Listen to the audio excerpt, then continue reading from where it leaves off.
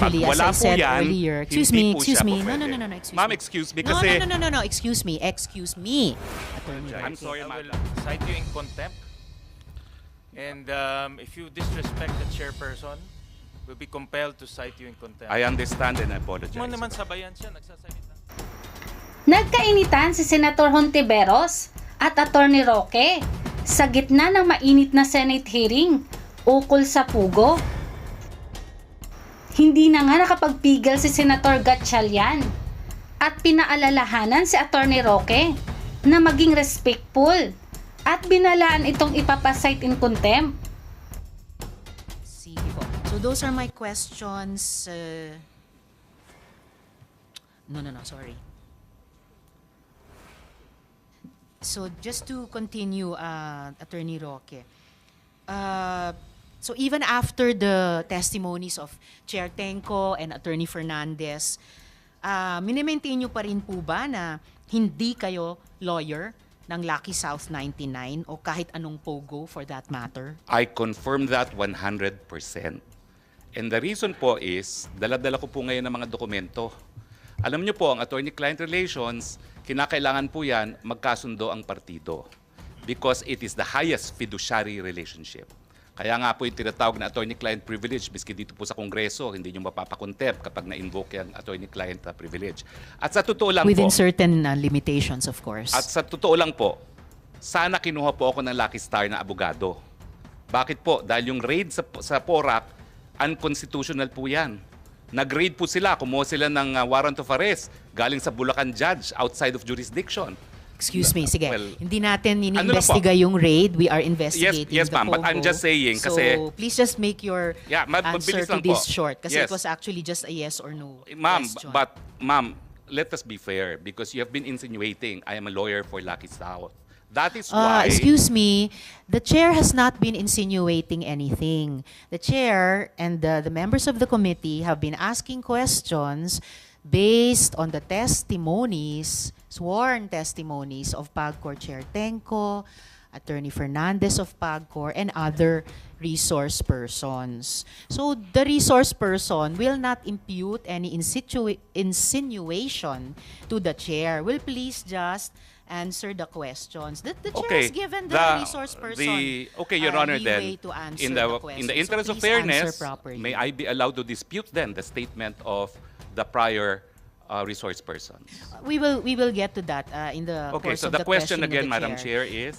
Do you maintain na hindi kayo abogado ng Lucky South 99 or any POGO for that matter? I maintain as an officer of the courts and under oath before the Senate of the Republic of the Philippines that I have never acted as legal counsel for Lucky South 99 or for any other POGO. Alright. Pero tama naman pong totoo na nakipag-meeting kayo sa PAGCOR tungkol sa POGO sa PORAC.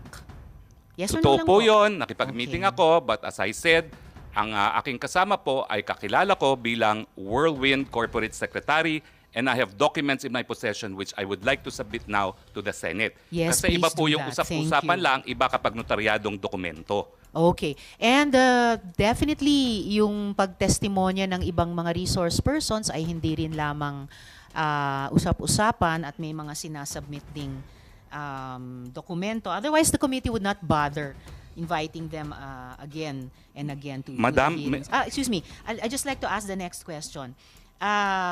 So, ang topic ng mga meeting at pag-uusap nyo sa PAGCOR, and in fact, mga pag-follow up nyo sa PAGCOR, ay utang ng Lucky South 99, ng mismong POGO. Tama po ba? Yes Tama or po no? yun. Alright, salamat. So, hindi lang talaga Whirlwind, Lucky South 99 din. Pwede ba ho So, mag-explain? Pwede naman po. Okay, kasi po ang Whirlwind is not only the lessor, they're also the service provider. Now, I appeal now to the officials of PAGCOR. Siguro kayo po mag-explain kung anong ginagawa ng service providers, including Chair Andrea Dominguez because I had an opportunity to work with Domingo her. Domingo, no? Ang service providers po, sila talaga ang nagbibigay ng lahat na kinakailangan ng mga POGO operators kasi POGO operators po, lahat yan Chino. Hindi po yan nag-i-Ingles. Kaya nga po meron silang mga representative sa PAGCOR. Dahil sila mismo, they have no ability to communicate dahil nag-establish na nga sila ng mga independent POGO hubs. So ang pagkakaintindi ko po talaga, trabaho po ng service provider na magbigay ng serbisyo sa kanilang mga kliyente. All right, attorney, salamat. The committee will ask further questions sa PAGCOR. Balik na lang po tayo dito sa Lucky South at PAGCOR, no?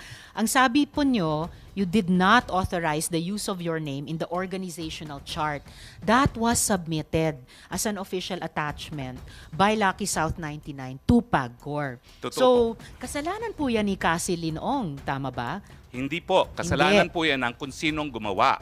Sino Dahil ang wala gumawa? naman pong establishment. Gumawa po niyan Lucky South. Yes. Dahil sila po nag-a-apply. Na si Cassie Linong ang isang doon. Wala po ang pa boss tayong doon. ebidensya na nagpapakita kung sino nag-submit talaga ng mga dokumento, but PAGCOR can confirm kung sino talaga nag-submit ng mga dokumentong yan. Okay, we will Pero- ask PAGCOR that again later. We asked them before. Basta ang malinaw po sa komite ay yung organizational chart na yan, na may drawing, may box, na legal, na nandun yung pangalan nyo, was one of the official attachments sa submissions ng Lucky South 99 sa PAGCOR. And sabi nyo nga, ang tawag nito, yung obligasyon ng Pogo na Lucky Star sa PAGCOR ang pinag-uusapan ninyo sa PAGCOR. So, due diligence, bilang abogado, dun sa mga diskusyong iyon, alam nyo kung ano yung mga dokumentong sinumite, alam nyo yung mga official attachments na nakalagay doon. Did you confront Cassie Linong about this? Or kinasuhan nyo ba siya na kung bakit nandun yung pangalan nyo sa organizational chart? Madam, nagagalit po kayo dahil sinasabi nyo, binibigay ko ng mga salita ang inyong bibig. Pero right now, Hindi you naman already ako assume... nagagalit. Sinasabi ko lang wag niyong gawin Oo, yun. pero ngayon po, sinabi nyo, you again insinuated that I had anything to do with the document. Ayan nga po ang sinasabi ko. As far as I know po... Attorney, please stop using that offensive verb insinuating. I am a very plain speaker. Okay, I'm Pwede sorry. Nyo lang, it's all right. Pwede Okay. nyo lang sabihin mali yung fact na Mali po. sinasite, tinatanggi Oo. nyo yung sinabi ng ibang resource person.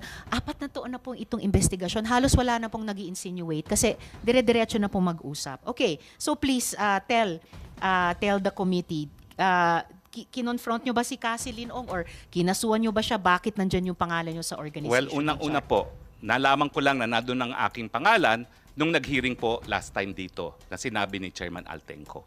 Pero bilang abogado and naging professor ng constitutional law, I'm familiar with the rules of the Senate. And the Senate says that in proving facts, the rules of court apply in the suppletory character. I don't need to argue with you about Opo, that, attorney. pero But you ang don't need sinasabi to, ko lang po- excuse me, sandali po. You don't need to tell the committee what the rules of the Senate Well, are. I'm just Please citing just po. answer our question. You don't My need to answer cite po what's not is necessary. that document is only evidence of its existence. Pero para patunayan po yung katotohanan na nakalasaad sa dokumentong yan, dapat meron pong testigo na nakakita ng ginawa yung dokumentong yan, o di naman kaya testigo ng gumawa ng dokumentong yan, o di naman kaya yung testigo na pumirma ng dokumentong yan. Actually, Pag as wala I po said yan, earlier, hindi po siya po No, pwede. excuse Ma'am, me. excuse me No, kasi... No, excuse me, Attorney Roque. I'm sorry, madam, but Yes, I am a it's all resource right. person invited. Yes, you are. I was Wait. asked Let me to finish. answer. Yes, you Hindi ko po already answered in maintindihan, excess. Kapag gusto nyo Sandali akong po. tumigil, papatigil nyo ako kapag ako nag-explain. Yes. I thought we were engaged in Attorney. the search for the truth. Oh, definitely we are. Attorney Roque, what I am Chair, saying, Madam yes, and Chair. Sherwin. Attorney Roque, please be reminded to respect the chairperson. I'm very respectful, Madam Chair. Paano respectful na nagsasalita siya, sinasabayan mo siya? I apologize, Senator Gatchalian. One more, I and apologize. I will cite you in contempt. And if you disrespect the chairperson, we'll be compelled to cite you in contempt. I understand and I apologize. Mo naman Your Honor. sabayan siya, nagsasalita siya, siya ang chairperson. Okay, Your Honor. I understand. I apologize. Salamat, Sen Sherwin. At salamat, Attorney Roque, sa apology nyo kay Sen Sherwin. All I'm saying is, there is no need for any resource person to cite the rules of the Senate to a Senate committee. We know that. So please just answer the questions which are being asked of each resource person at length with an embarrassment of time para masagot nyo yung mga tanong. But please stick to the topics and do not lecture a Senate committee about the rules of the Senate committee. We know that. We correct ourselves kapag lumalabag kami doon. So, I suppose your answer is hindi kayo nagreklamo kay Cassie Leong at hindi nyo siya kinasuhan kung bakit nandun yung pangalan nyo sa chart. As I said, Madam, nalaman ko lang po yung pangalan ko nasa chart during the last hearing. Ang sinasabi ko po under oath as an officer of the court, hindi ko po inauthorize ang paglagay ng pangalan ko doon. Wala pong kinalaman sa paggawa ng dokumentong yan at wala pong kahit anong testimonya sa kahit sino na gumawa ng testimonya na nagsasabi na pumayag po ako. And I deny that under oath. All right. And sa interview nyo naman po kina Ted Filon at DJ Chacha, inamin nyo, quote, dinulog sa akin yung problema ni Cassie yung nangyari sa Lucky South. So mula mismo sa bibig ninyo, interes ng mismong Pogo ang miniting at fina-follow up nyo o inaareglo sa PAGCOR. Kasi nga po, si Cassie ay service provider ng Lucky South. So gaya po ng